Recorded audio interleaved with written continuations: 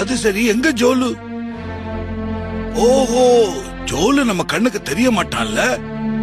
Beam, உன்னை நினைச்சு நான் ரொம்ப பெருமைப்படுறேன். கொஞ்சம் இருங்க மகாராஜா.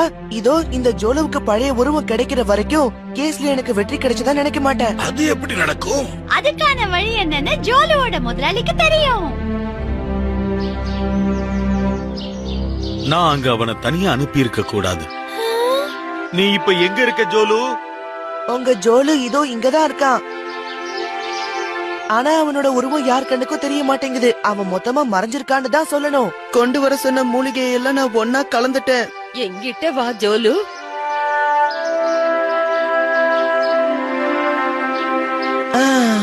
நீ கவலைப்பட வேண்டாம். இதுல உனக்கு தேவையான மாத்து மருந்து இருக்கு. இது உன் மேல பட்ட உடனே உனக்கு பழைய உருவம் கிடைச்சிடும்.